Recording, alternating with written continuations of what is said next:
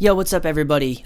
Today, I wanted to tell a quick story about one of my many unemployment, rejection, humiliation ritual stories where I get a job interview, I go to the interview, give literally the greatest interview of all time, and then not get the job. So, this is one of those stories. Now, this was one of the first job interviews that I had when I first became unemployed. And to give you a little bit of background and not to ramble too much, I moved out of my apartment in Seattle and came down to Pahrump, Nevada, which is about an hour away from Las Vegas.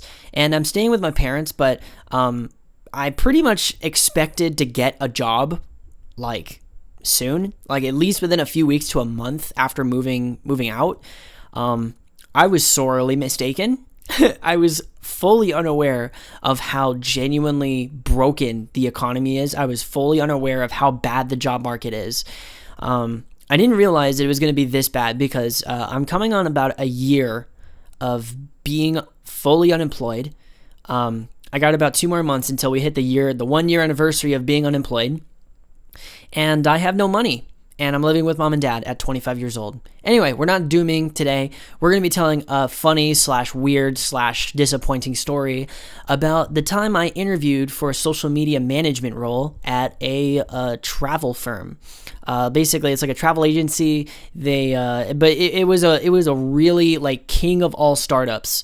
Basically, their office wasn't even finished being renovated. There was shit all over the place. And when I got the interview, it was only maybe a few hours after I applied for the job. So I was like, oh, fuck yeah, this is awesome. And by this point, I had been searching for about 2 months. So I was already getting a little bit irritable. And when I got the interview, I was a little bit weirded out because it was essentially in like a business, like the bottom business floor of an apartment building. And so that's why I was like, okay, is this running out of somebody's apartment? If it is, that's a little bit odd, but I don't judge.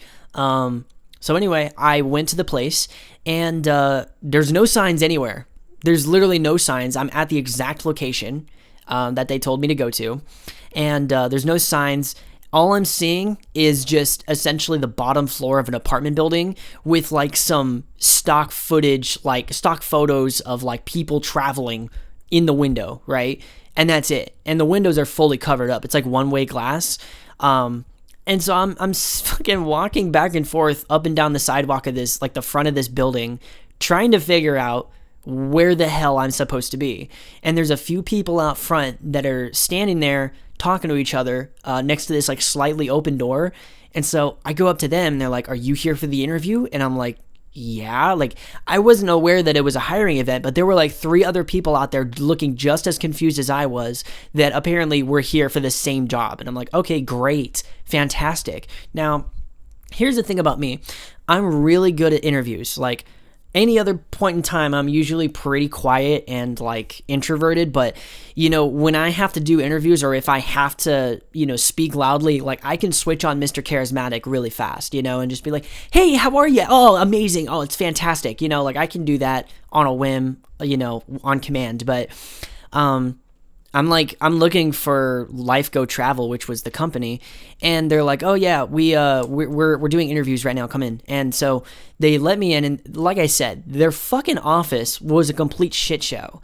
There was, you know, glass. There was like a, you know, there were bundles of glass panes all over the floor. There was fucking a door leaning up against a wall. The fucking walls weren't painted. It was a humongous mess. They must have just moved into this building because there was literally nothing set up.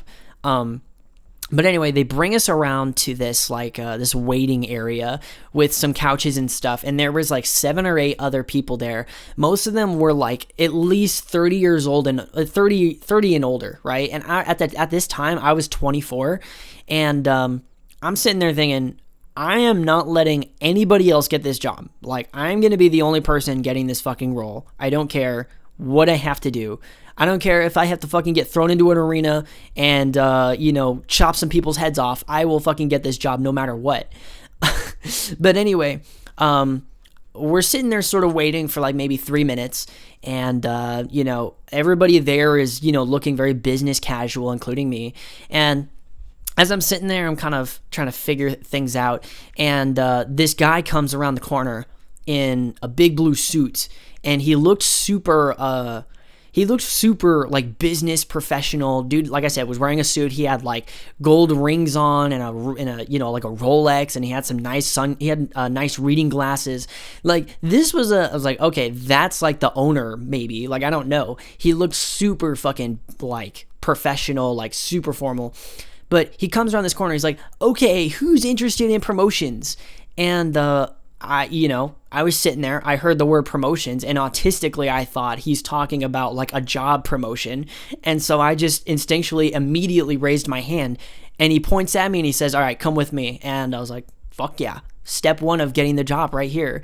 And I follow him back to this like really creepy ass, like dark room. Which I know what you're thinking. Pause. Why are you following this random stranger into a dark room in a fucked up ass building? It didn't look as fucked up as I describe it, but I mean, there was just a lot of shit all over the place. Nothing was set up. Nothing was put together. Basically, they just had like a lot of IKEA furniture and drywalling all over the place. So it wasn't like the sketchiest. You can tell that they were a business trying to start their shit up. But anyway, he leads me into this room, and it's pitch black in there. And I'm like, okay, well, I'm a little bit sketched out, to be fully honest. Like, I didn't say that, but in my mind, I'm thinking, this guy is leading me into this dark-ass room.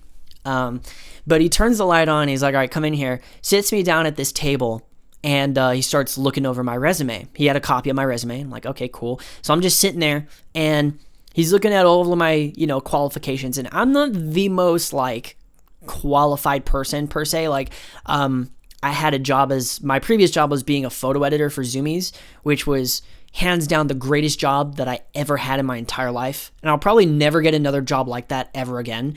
But just for context, like I have like 10 years of Photoshop experience, and by this point I consider myself a professional because I know that program in and out, and I know that Adobe is evil, but I fucking love Photoshop, so there really isn't much you can say to me to convince me to use GIMP or anything like that, because Photoshop is just all I know. But anyway, as he's looking at my resume, he's like, oh, so you have experience in like packaging assets. And I'm like, yeah, because like part of my job as a photo editor was like, I'd edit these photos from the photographers of like photos of our products. I would edit them, and then we'd upload them in bulk to the Zoomies website through a program called Dynamic Media Classic, also known as Scene 7. And that was pretty much what he was looking at. And he was like, okay, so you have some pretty good qualifications here. And he's like, we're looking for somebody to do like package handling. And I'm like, okay, well, it's a little bit odd because I applied for a social media manager job. So, I mean, I don't mind, like, I'm going to do what I can to get a job at this point, right? Because like I said, this was like 2 months in. At this point, I was starting to actually get a little bit desperate. So I was like, whatever, I'll do whatever you want me to do. And I'd never dealt with a startup company before, especially a company that's like this fresh. Like I said, their office wasn't even ready, right? They probably didn't even have their own internet. They probably were mooching off of like the apartment building's internet. But, so I was like, yeah, I mean, I can do packaging. Like I'm pretty fast. I'm good at, multitasking and bulk working. And, he brings in this other guy. I don't remember what his name was, but we'll call him Mike, right? This dude was covered in tattoos. He had a big old like frizzy beard, and he had a man bun. Basically the epitome of millennial like pop culture. But anyway, this guy comes back, he starts talking to me, and they're like discussing potentially hiring me right in front of me. And so at this point, I'm already feeling pretty great, right? Like, okay, I have this job. Like you just sort of know, you know what I mean? Like you have those moments where you just sort of know, but it wasn't until this lady comes back. Okay. They bring back this small Taiwanese woman, right? She has a really thick Chinese accent, and she comes back and she starts talking to me. She's wearing like a short skirt, not a mini skirt, a short skirt, right? And I'm thinking, okay, so I dressed business casual, and this woman is wearing a fucking mini skirt, right? I'm like, okay, that's odd. I don't know why she would dress like that to an interview, especially if you're a startup company. But I'm gonna stop trying to be super like chill and lighthearted. Like, I'm gonna just break the ice as brutally as possible with you guys. This was the creepiest little woman I've ever met in my fucking life. She was like 5'2". I'm 5'3", right? So she was a little bit shorter than me, but this was the creepiest fucking lady I've ever spoken to in my life. I swear to God, she must have blinked at least 5 times while I was there. I was there for like 2 hours. She blinked at least 5 times. I swear to God. And she had like the biggest set of eyes for a Chinese woman. I know that sounds racist, but just stay with me. She was looking at me like I was a piece of meat. She was looking at me like I was the tastiest piece of cheesecake she's ever seen in her fucking life. Okay, like, I mean, she was looking at me like I look at hot dogs, dude. I love hot dogs. It was just creepy as fuck. And she's talking to me in this thick Asian accent, and she's telling me all about how, oh my God, you're so cute. Like, I love your hair, because I have like a side shave Skrillex type haircut. And she's like, oh my God, this side you're real cute, this side you're a party, or something like that. I don't know what the hell she said, but she was just like, she was trying to like manipulate me. I'm just gonna be fucking 100% honest. This woman was trying to manipulate me, and I don't know what for. Either it was that, or she had the fucking hots for me, which wouldn't work anyway because I'm gay. But I'm like I suddenly went from being super confident to just immediately the most uncomfortable I've ever been in my entire life. I'm like sitting there like just awkwardly smiling out of nervousness, and she's like, she stands really close to me. Like, the entire time she was really close to me the whole time. It was fucking weird as shit.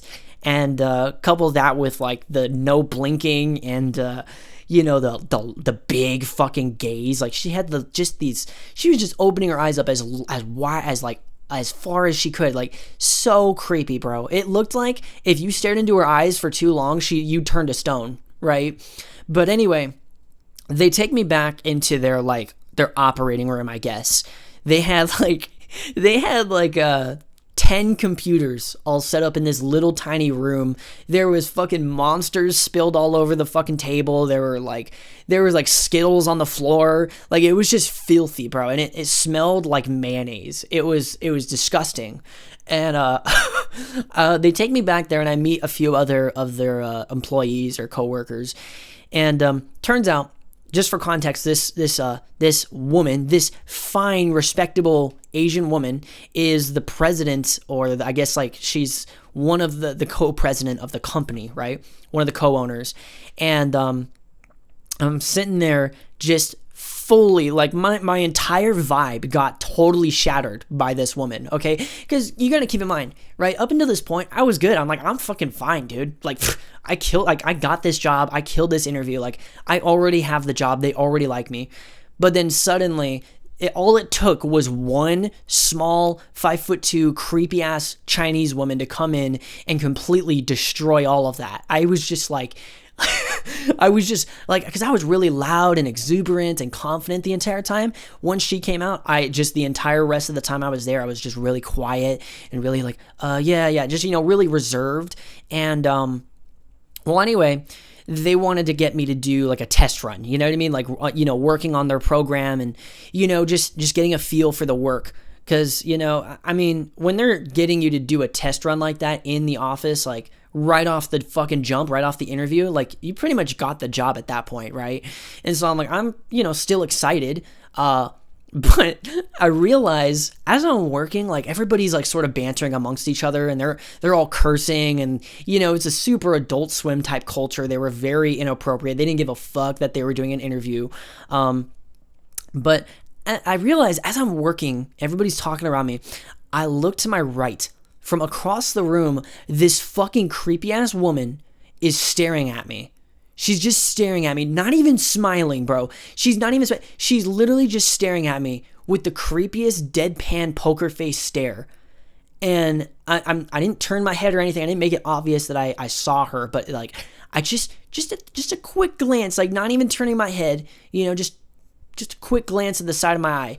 And I was just nervous the entire time after that. I couldn't recover after that. It was just unbelievable how, like, I've never been so, like, uncomfortable in my entire life. But anyway, I'm trying to keep it together, and I'm like, okay, I'm just gonna ignore her the best I can. I did the best I could. I was like, I wanted to show them how quickly I can move. I wanted to show them, like, how good I am and how efficient. And, they wanted me to use a lot of AI, right? Because they were doing like a test run on like the packaging assets type of deal, part of the job. But, at the end of the day, I was being hired for, social media. And the one thing that I kind of felt was like a little bit iffy was the fact that they wanted me to use exclusively AI. Like, okay, so you guys are based in the center of Las Vegas and you want me to generate AI assets, AI videos and images of the city that you're located in. What? Like, I don't know if it's just because of budget cuts or what, but I'm thinking like, you could just go out there with the latest iPhone that pretty much everybody has and take some pictures of the Ferris wheel or Excalibur, and that'd be fine. Like, I'd rather do that, but they're like, no, you have experience in Canva, and I'm like, Canva? I like almost scoffed a little bit, and I'm like, Canva's like the poor man's AI, right? Generative AI generator. And so like I'm using like fucking like Firefly and shit and like Ray 1 and shit. Like and keep in mind, like I've never actually had experience using any generative AI by this point, but AI is so fucking simple and so easy to use that anybody can be experienced in it. So literally the night before I was just practicing with various different AI, programs, and I'm like, yeah, I use Adobe shit, and they're like, oh wow, that's like, one of them was like, the guy in the suit was like, that's really like, that's some professional, that's like high end shit, and I was like, okay, apparently I'm professional now, like I'm high end, like, so there's another reason why I may have gotten this job. But it wasn't until the next day they wanted me to start immediately. Like by this point, I was ready to take the job. I was like, finally, getting paid $20 an hour. What was sketching me the fuck out was like, we're gonna start you off with a 10-day trial period, and we're gonna pay you $2,000 up front with Zillow, they were gonna pay me with like PayPal or something, $2,000 up front for 10 days of just basic, packaging assets and uploading them to the website, because their website wasn't ready. They had a deadline. They wanted me to work as fast as possible. I'm like, okay, I can do that. I can bust my balls as long as I get compensated. But I was really weirded out that, one, they didn't ask me for any ID. They, two, didn't ask me how I'd like to get paid, like direct deposit or, you like to cash a check. Like, no, they were just like, okay, so we're going to have you for 10 days. We're going to have you on trial period, and we're going to pay you $2,000 with PayPal. I'm like, what? Like, that immediately sketched me out. But then it wasn't until the next day they wanted me to immediately start working from home, like remote, for the 10-day period. And I had a problem. I was like, hold on, buddy. Pump the fucking brakes. Hold the goddamn phone. You're not even going to give me an offer letter, right? Like, again, another reason to be sketched out, aside from the creepy-ass Chinese woman that was just staring me down the whole time. You're not even going to ask me, you're not even going to send me any kind of offer letter, confirmation of employment. And they're like, oh, okay, yeah, we'll send you something. And they sent me literally like a Google template, like a Google Docs template of like some kind of like a business letter. And it just said, we hereby declare Keegan McBride an employee. And I'm like, what? That's not even an official, like that doesn't actually, that's not even tied to any taxes or anything. Like there's no HR, there's no, accounts payable department whatsoever. It was just like, what? And I actually do need to backtrack. There was one more thing that this fucking, if we're going to talk, I want to talk about this woman one more time. There was one other thing that she did to me.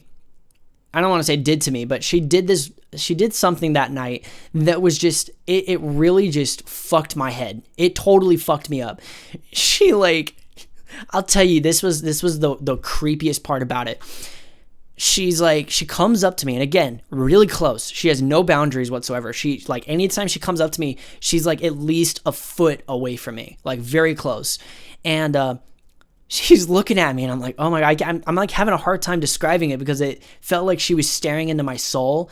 And she's like, do you have social media? Do you have an Instagram? And I'm like, yeah. First mistake, right? Then she's like, okay. She gives me her phone, and she's like, type your username in. Second mistake. I typed my username in, gave her back the phone, and she hits follow.